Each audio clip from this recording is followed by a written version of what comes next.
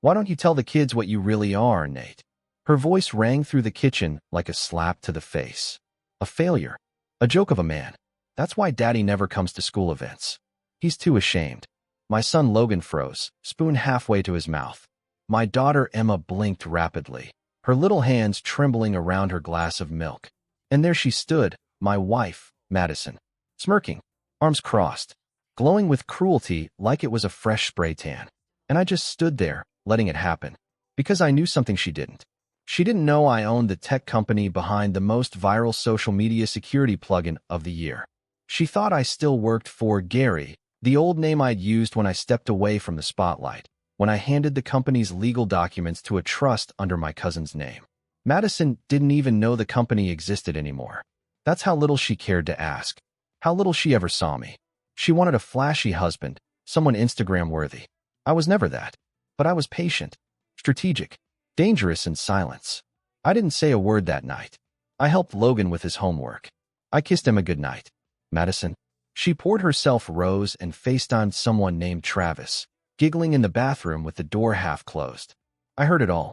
She called him my real man. Said I was good for bills and babysitting. She didn't bother whispering. That was the new game. See how much she could get away with before I broke. But I wasn't going to break. The next week, she came home late. Hair messy. Dress on backwards. She claimed it was a work dinner. She worked in freelance interior design. That means she hadn't had a real client in 8 months. But sure, a dinner. I checked the car's GPS tracker I had installed a year ago, back when the cracks began to show. She hadn't gone downtown like she said. She was parked outside the Edge Hotel, room 1708, from 9:42 p.m. to 1:26 a.m. The next morning, I didn't ask. I made her eggs instead. Bacon extra crispy, just how she liked it. She looked at me sideways, maybe wondering why I was being so nice. That's what wolves do before they rip. She laughed when I kissed her forehead. Trying to be romantic now? What's the occasion, midlife crisis? She scoffed. I smiled and replied, something like that. I spent the next 2 weeks pretending, playing the idiot she thought I was. I took the kids to school, cooked dinner, folded her laundry, all the while building my case. See, I'd already talked to a lawyer. The divorce she was planning? Yeah, she didn't know I was ahead of her. I knew about the quiet meeting she'd had with her advisor, the prenup she was trying to contest. Her big plan was to paint me as emotionally distant and walk away with half of what she assumed was a broke man's assets. I let her dream. I watched her swagger into the house like she owned it, wearing new shoes, new bags, all bought with my credit card, which I'd frozen the day before without telling her. That was fun. The day she served me the divorce papers, she handed them over like she was the Queen of England. You should sign, Nate, before I change my mind and take the kids too. Courts love the mother more. I flipped through the papers slowly. Madison looked like she was enjoying every second. You're not even going to ask why? She smirked. I already know why, I said calmly. You want what you think I have. Her smile didn't waver. And you have nothing, so this should be quick. That night, while she slept, probably dreaming of life with Travis, I gathered everything. The GPS reports, her hotel receipts, photos, the fake Instagram she used to flirt with him. I printed every screenshot. I labeled every timeline. I slept like a baby. And then came the court date. The courtroom was quiet. Madison wore all white, like this was some rebirth.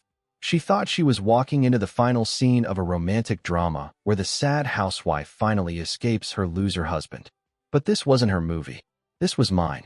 And the moment the judge turned to my lawyer and asked about the company, about assets to be divided, Madison leaned in, already thinking of beach houses and European handbags.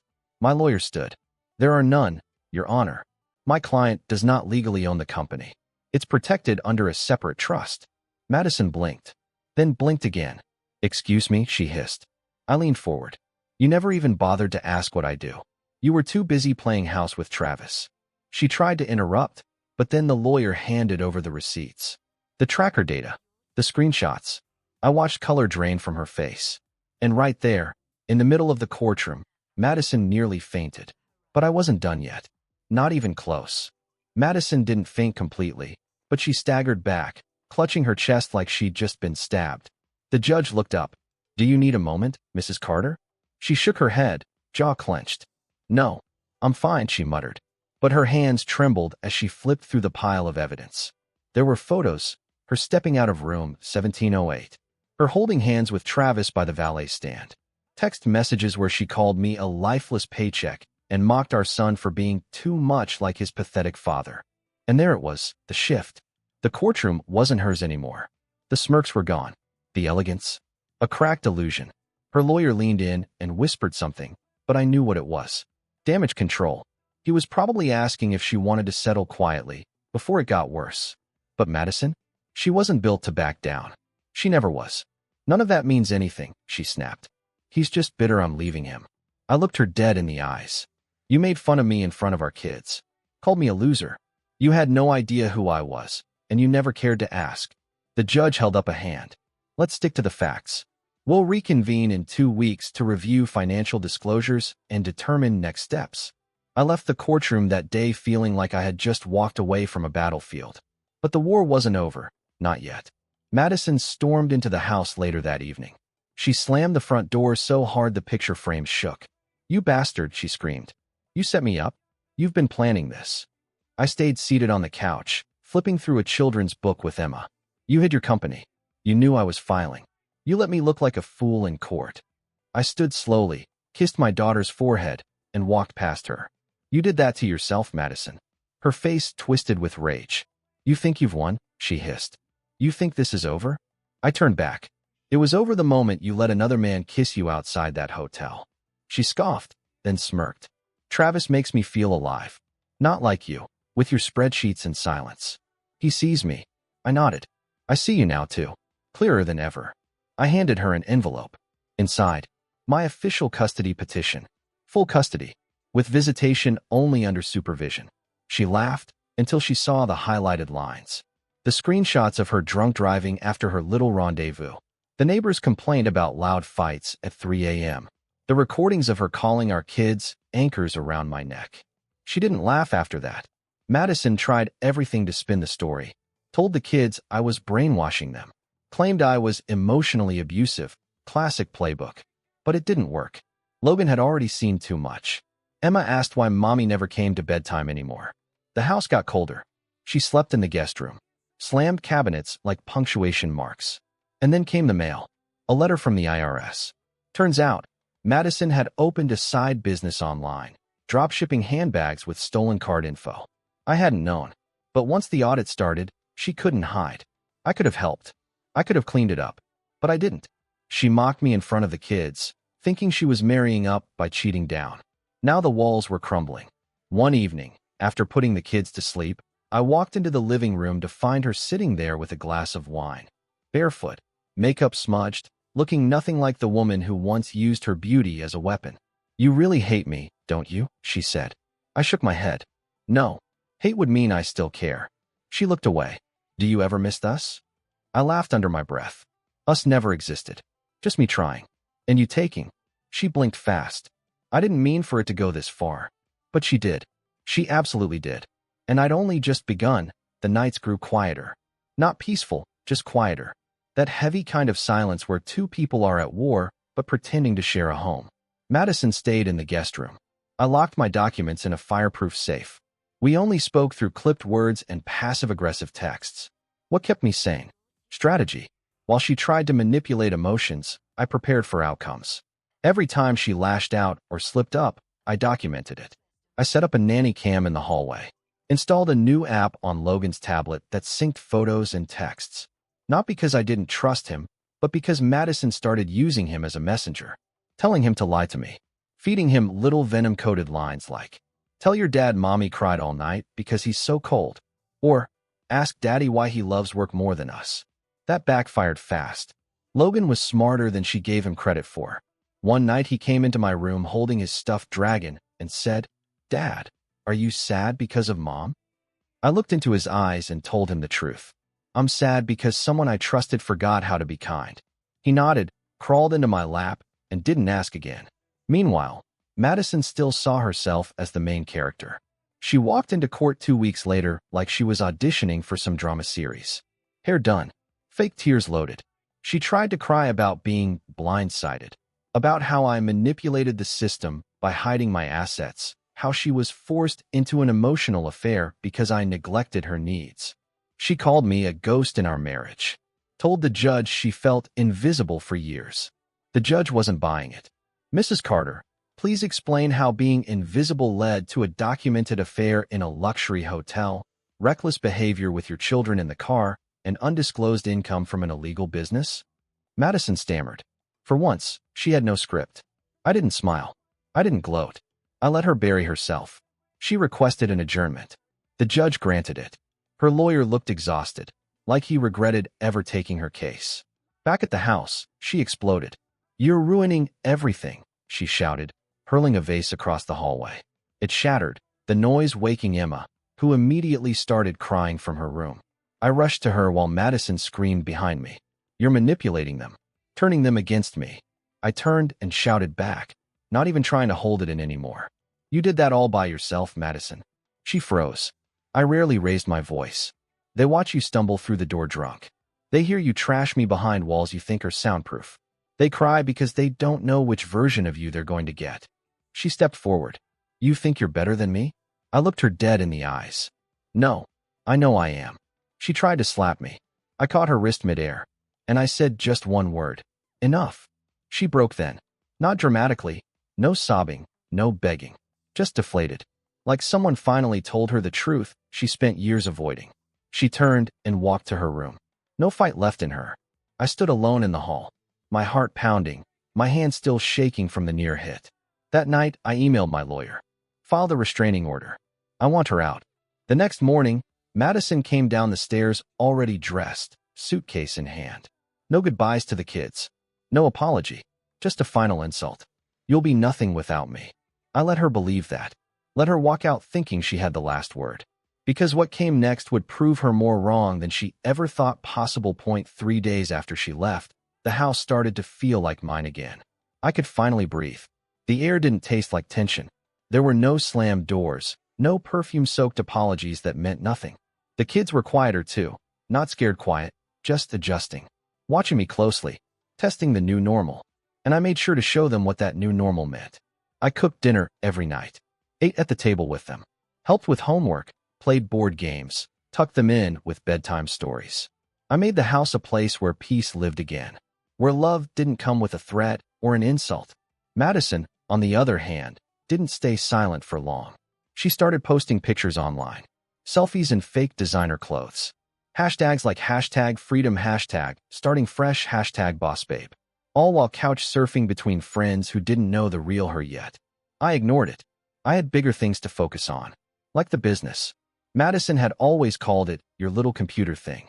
She had no clue it had grown into one of the most promising cybersecurity startups in the state.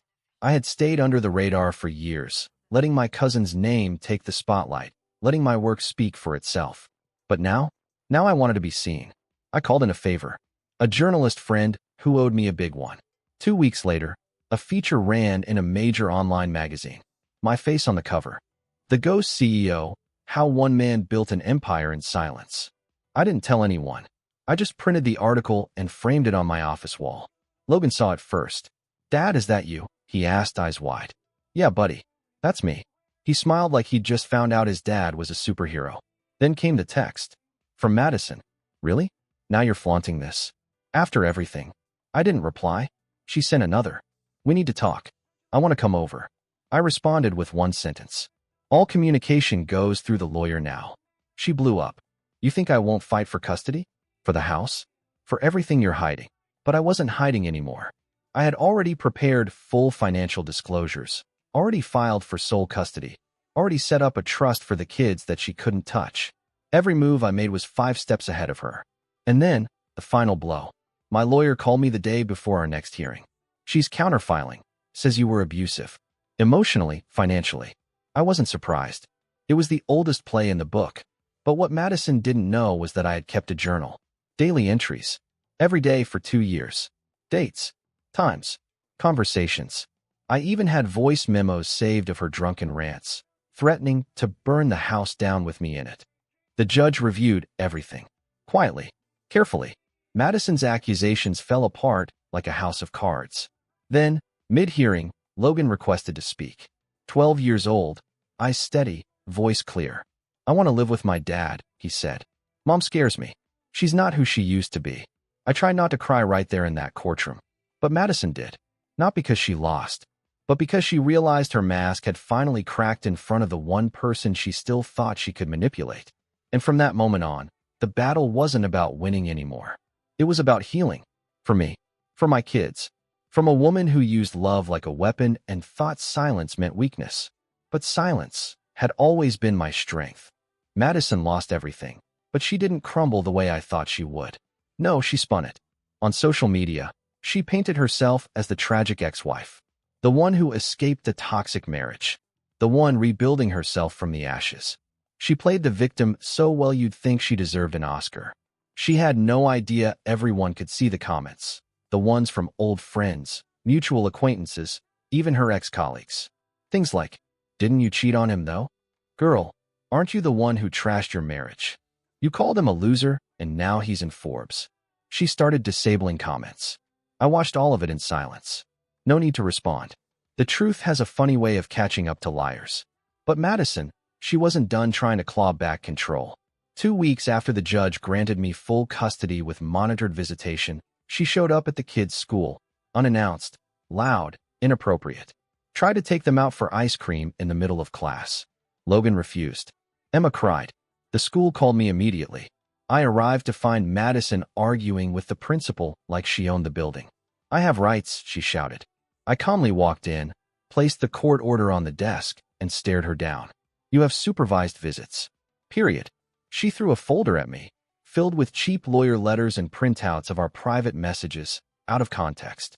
"You think I'm going to let you win this easily?" she hissed. I smiled. "You already did." The principal asked her to leave the premises. The kids watched from the hallway wide-eyed. I bent down to them, whispered, "You're safe. I promise." Logan nodded. Emma squeezed my hand. That night, I called my lawyer again. Restraining order. This time for the school too. Within 48 hours, she was served. Again, Madison's life became a carousel of fake friends, online sob stories, and desperate attempts to claw back a lifestyle she'd already destroyed. Meanwhile, mine became quiet, honest, focused. Emma started drawing again. Logan joined a robotics club. And I finally moved the company under my name. No more shadows. No more silence. One Friday night, as I was picking up the kids from my parents, I saw her again, at the corner of 6th and Pine, standing outside a rundown cafe. She looked thinner, exhausted, alone. She didn't see me, but I saw her. And for the first time, I didn't feel angry. I just felt free. The next morning, a message came through my business email. Subject, "Can we talk?" From Madison Carter. Body, "I just want to say sorry. Not for us, but for what I did to the kids. I don't expect anything. I'm sorry. No requests. No manipulation. Just that." I stared at it for a while. My hand hovered over the keyboard. Then I closed the window. Some apologies aren't meant to be answered. They're meant to echo. A week later, Logan told me something while helping me fix a leaky faucet. He said, "You know, Dad, you're like one of those people in movies.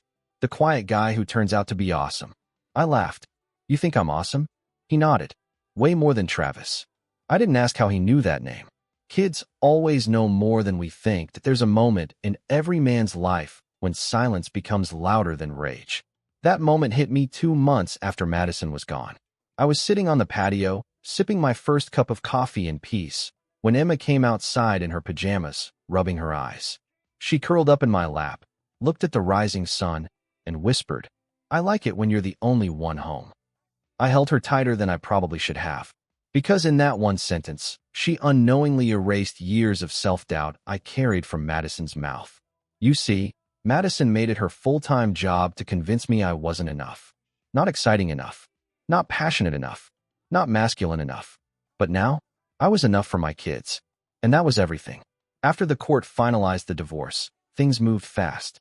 The house was legally mine. I had sole custody. Madison's visitation was reduced to once a month, supervised by a child psychologist. But even then, she rarely showed up. The last visit she spent crying into her phone, more concerned with taking a selfie in the therapy room mirror than listening to Emma's story about her school project. It was pathetic and sad and, frankly, expected.